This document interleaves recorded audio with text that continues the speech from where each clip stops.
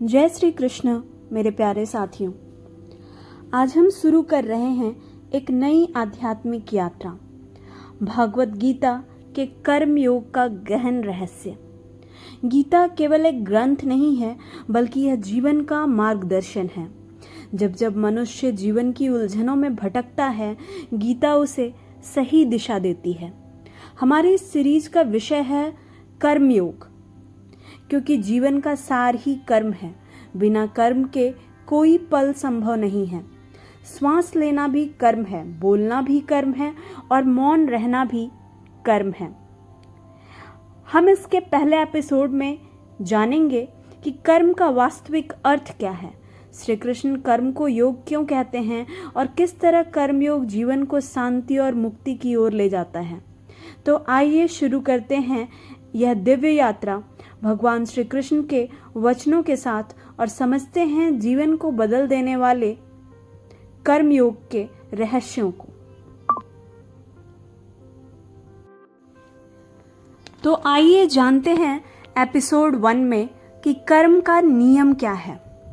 क्या आप सोचते हैं कि कर्म सिर्फ काम करने का नाम है? क्या आप मानते हैं कि यदि हम चुपचाप बैठे रहें तो कोई काम नहीं होगा? सच्चाई यह है कि मनुष्य कभी भी अकर्ता नहीं रह सकता। हर विचार, हर शब्द, हर क्रिया, सब कुछ कर्म है।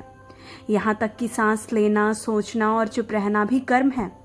आज हम समझेंगे कर्म का नियम जो जीवन के हर पल पर लागू होता है।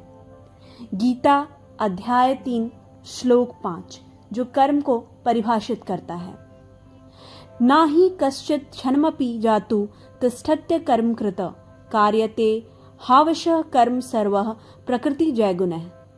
अर्थात कोई भी मनुष्य क्षण भर भी बिना कर्म किए नहीं रह सकता। प्रकृति के गुण उसे मजबूर करते हैं। कर्म केवल हाथ पांव से नहीं किया गया है, यह 3 स्तर पर होता है। मनसा वाचा कर्मणा। मनसा अर्थात थॉट, सोच, वाचा अर्थात वर्ड, वाणी, कर्मणा अर्थात एक्शन, कार्य। आइए इसको उदाहरण के स्वरूप में समझते हैं। अगर आप किसी के लिए बुरा सोचते हैं, यह भी कर्म है। यदि आप किसी से कठोर शब्द बोलते हैं, यह भी कर्म है। यदि आप किसी की मदद करते हैं, यह भी कर्म है। कर्म का अदृश्य प्रभाव हमें देखने को मिलता है।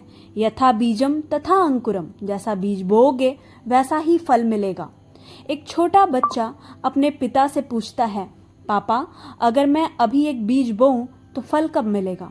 पिता हंसकर कहते हैं, बेटा अगर गेहूं का बीज बोओगे तो कुछ महीनों में मिलेगा और आम का बीज बोओगे तो सालों में मिलेगा। यही है कर्म का नियम। हर कर्म का फल मिलता है, कभी तुरंत कभी देर से। क्या कर्म से भागना असंभव है? महाभारत शांति पर्व। न ही कर्मणा मर्त्यः पुमाणे वापि कर्मणा कर्म विभद्यते लोको नास्त्य कर्म कृतः क्वचित। अर्थात मनुष्य न कर्म से बच सकता है और न ही अकर्म से मुक्त हो सकता है।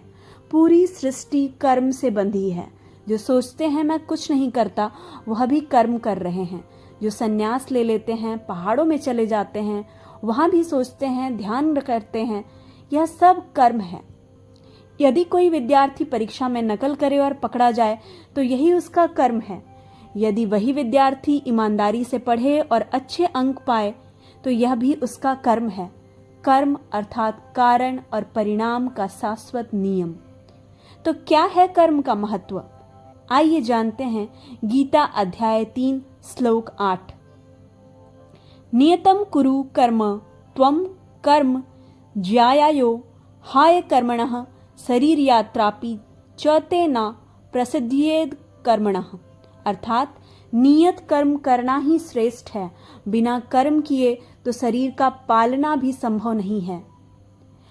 अगर किसान खेती ना करे, अनाज नहीं होगा। अगर शिक्षक ना पढ़ाए, ज्ञान नहीं फैलेगा। अगर माता पिता ना पाले, बच्चा नहीं पलेगा। इसलिए गीता कहती है, कर्म जीवन का श्वास है।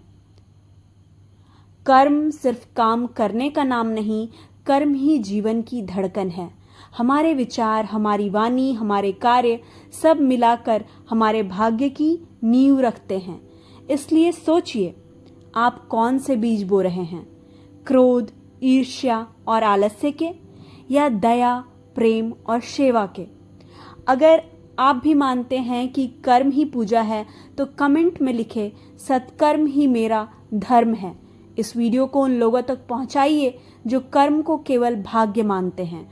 और अगले एपिसोड में हम समझेंगे क्यों अच्छे लोगों के साथ बुरा होता है। तब तक के लिए राधे राधे, जय श्री कृष्ण।